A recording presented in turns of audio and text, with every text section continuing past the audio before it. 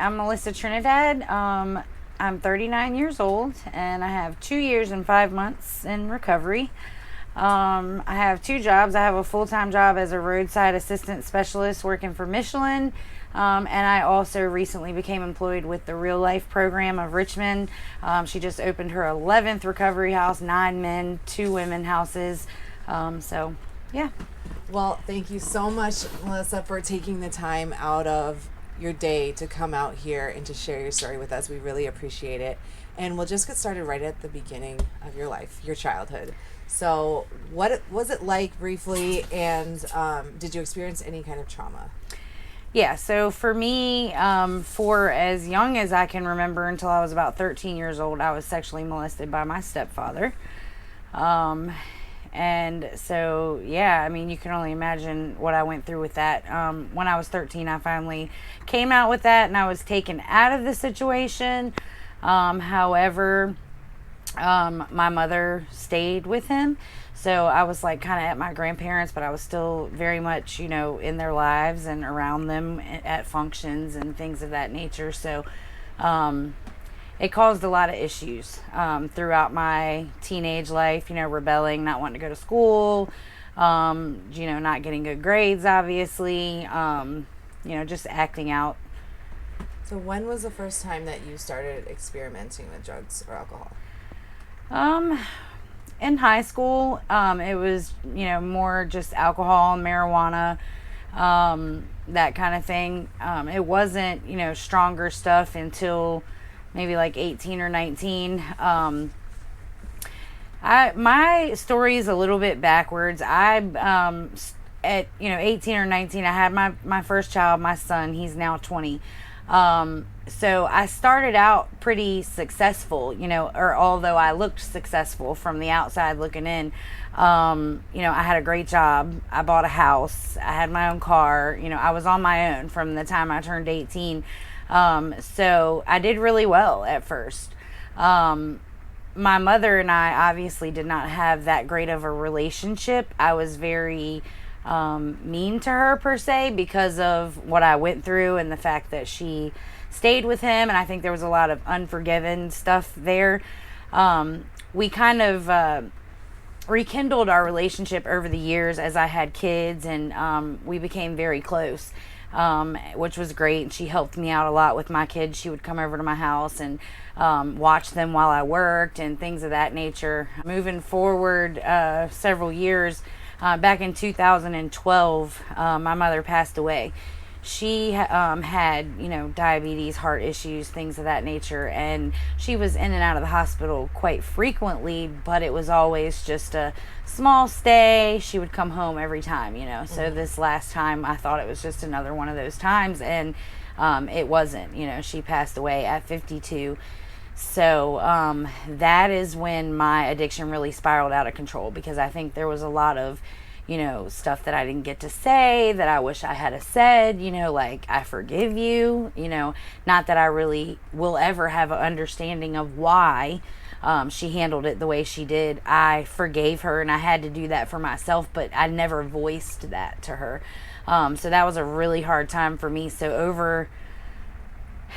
ever since then, up until 2 years and 5 months ago, I was, making prescriptions and just, really bad off on, cocaine, opiates, pretty much anything I could get my hands on, to be honest with you. How old were you when she died? It was 2012. That was 11 years ago. So I'm 39 now. Is that 27, 28, something like that? Something like that. Yeah. So that's when things really took off. Yeah. So can you share a couple of examples to illustrate your addiction? And you kind of just did, but maybe more like stories. So, in my addiction, of course, typical addict, I don't want to feel things. I don't want to be stressed out. I don't want to think about stuff. So I would just use. And it was, an everyday battle to find the drugs so I wouldn't be sick, this and that. Just the whole lifestyle was very draining. But I continued that. It was like I just chased it. And I honestly thought that I would never, ever get better. I just thought, well, this is what my life has came to. I lost my kids when I got incarcerated the first time. Fortunately, my family, stepped in and took them. I have 3 children, a son and 2 daughters. But they couldn't, no one person in the family could take them. So they got separated to different places, which, I know had to be hard for them. Yeah. And, it got really bad. I lost everything, anything material that I had gotten was gone. All of my core values, down to things of just normal things like getting up and taking a shower, things that I had been doing my entire life. I lost all of that. I didn't have, honesty. I didn't have, it was like nothing to tell a lie just would come out, and so it was awful. It was desperation. It was, a cry for help. It was trauma that I never faced. Right. And it was just a way to cover all that up and not have to think about it or deal with it. So think back about 2 weeks before you got sober. Can you tell us what those days were like, and what was your kind of turning point? So 2 weeks before I got sober, I was really bad off. I was out on the run from probation. I was homeless, basically. I was staying here and there. I wasn't like literally the homeless person you see on the side of the street, but I didn't have a place to call my own. I just stayed wherever with whoever. And I was at rock bottom. Like, I think even under rock bottom, like when I was at rock bottom, I just grabbed the shovel and keep dug deeper. So I was bad. Like I said, most of my felonies that are on my record right now are from prescription fraud. So I was not the typical addict that you think of that, doesn't have money. I always had money because I had this illegal thing that I was doing that was making me so much money. But, ultimately it was, several times I overdosed, I have, that whole story in ICU, in and out of the hospital, things like that, because I just had an abundance of knowledge because, I feel like I'm a pretty smart person, but I put that knowledge to use in all the wrong places. So, right. I got locked up. That's what got me sober. I was kind of forced to get sober. I don't know that I would have made the decision to get sober otherwise. So I was kind of forced into it. Once I got incarcerated, and Yorktown is, it's over there by where I'm from in Gloucester. I live here now, Richmond, but Yorktown is not somewhere that I hung out a lot or somewhere that I, frequented.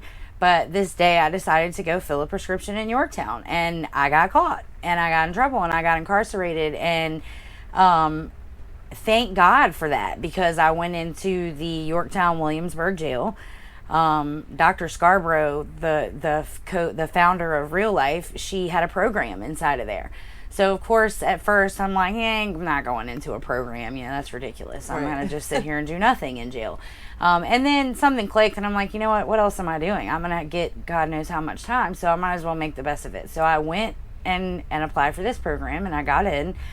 And literally from that day forward, it changed my life. I was stuck in jail for quite some time, so I graduated that program 3 times. But in that time, I got to really work on myself, deal with traumas, learn coping skills, learn how to deal with everyday stressors and triggers without getting high.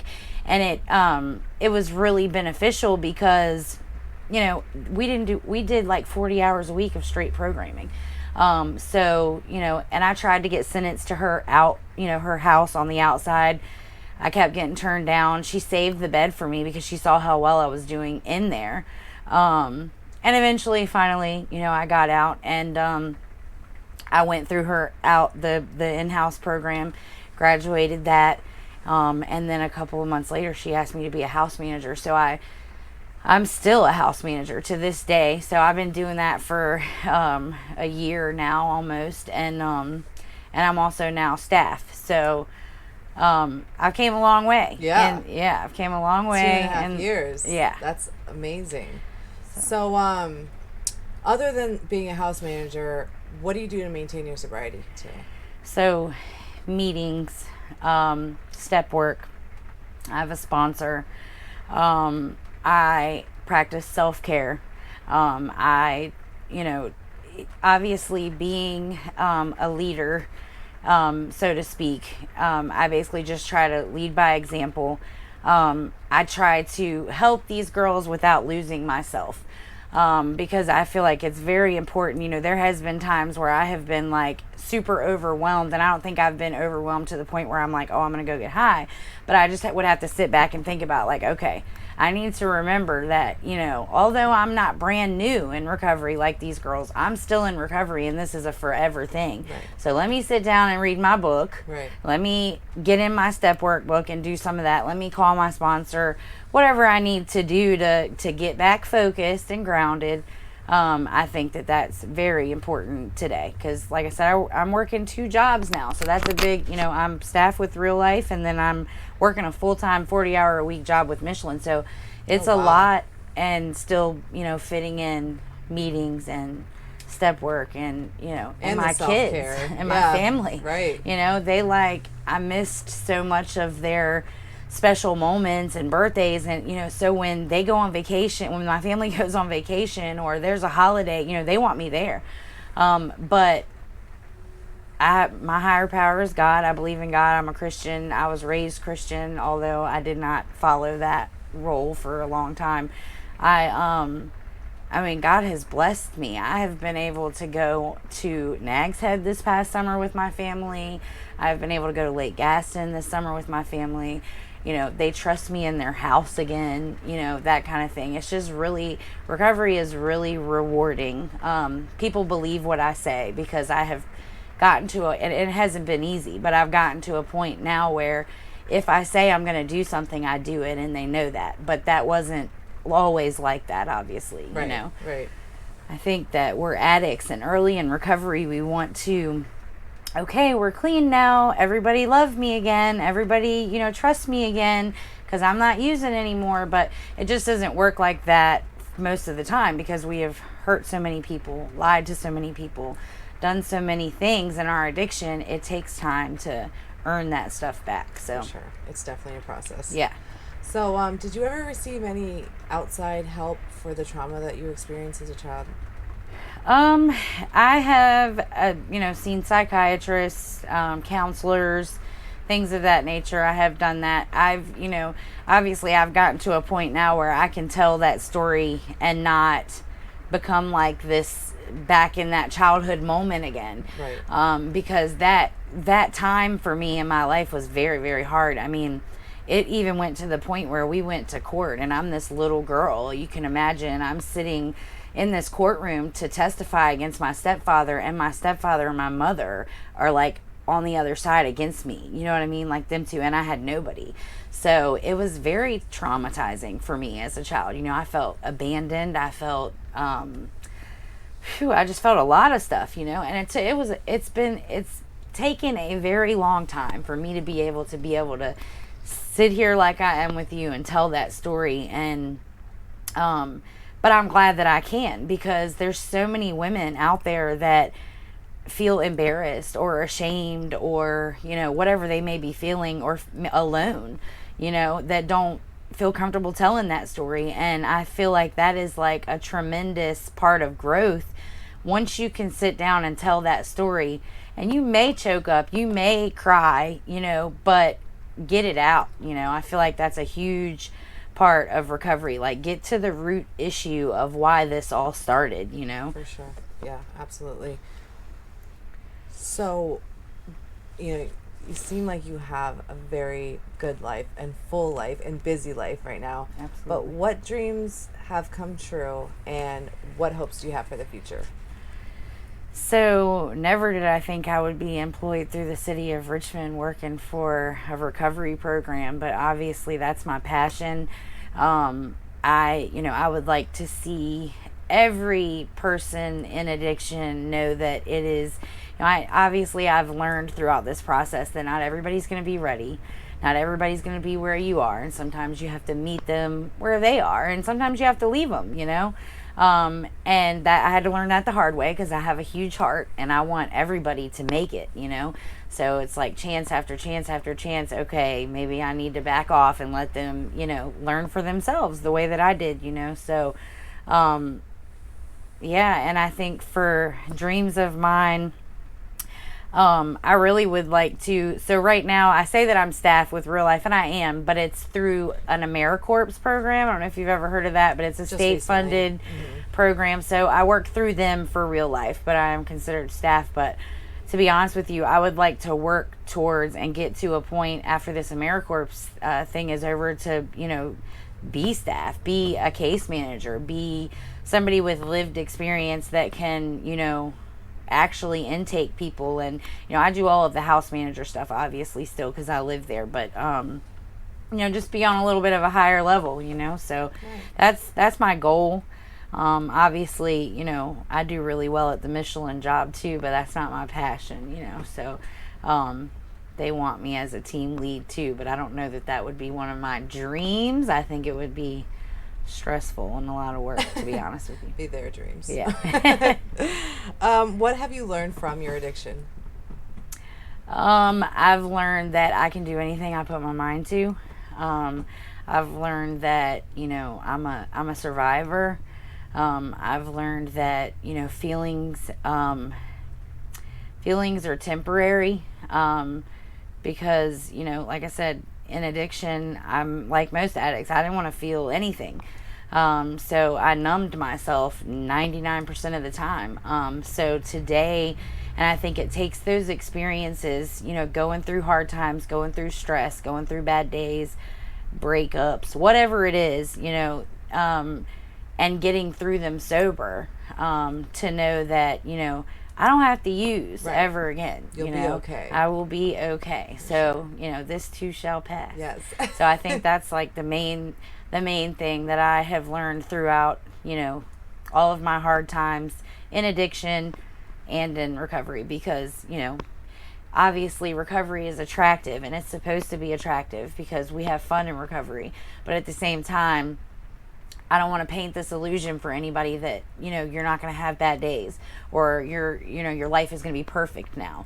And I always like to paint the picture too. Like if you look at society, at people who don't have the disease, I don't want to say normal because I don't know that anybody's really normal, but, people who don't have the disease, they go through stuff and they don't ruin their lives over it. You know what I mean? Right. And people do this every day. So this is just something that we have to retrain our brains. I can do this too. I got this. Right. So what gifts have you received in sobriety, intangible and tangible gifts? I have gained, well, obviously my license. I've gained, getting court fines paid down. I've gained two great jobs. I've gained friendships. I have gained, a recovery support network that is out of this world.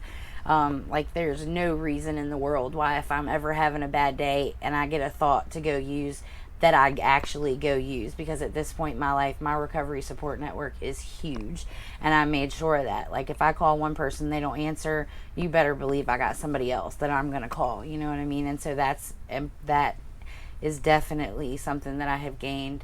The relationship with my family and my kids, I think, is the most rewarding. My 17-year-old daughter didn't talk to me for,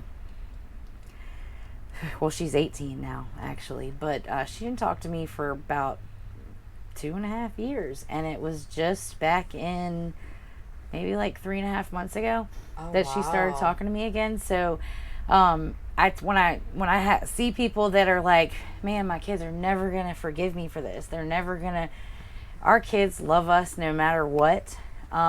They may be hurt, but it's all about, proving yourself and just keep doing the next right thing no matter what.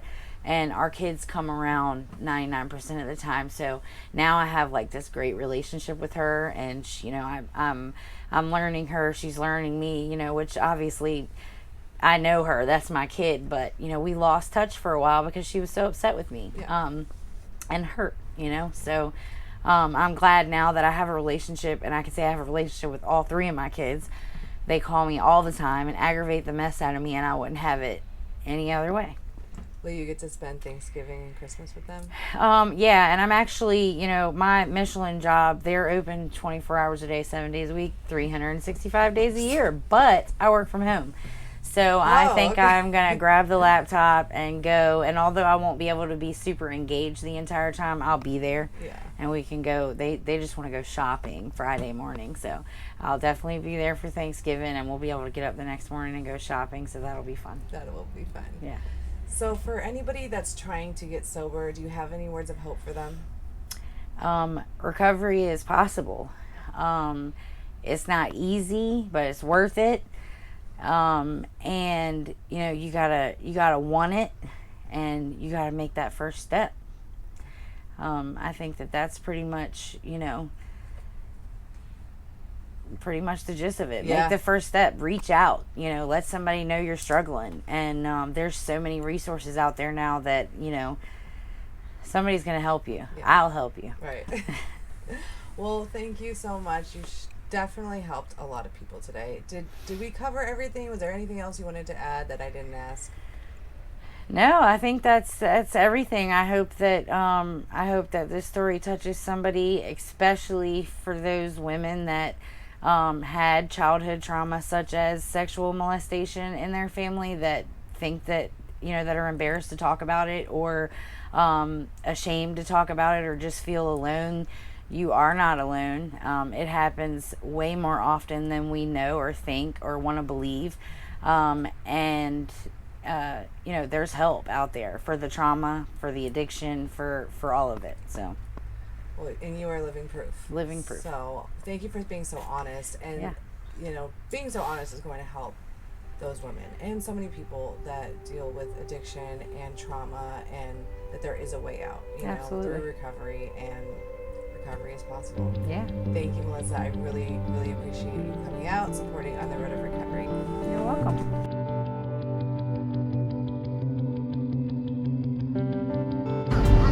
Guess what?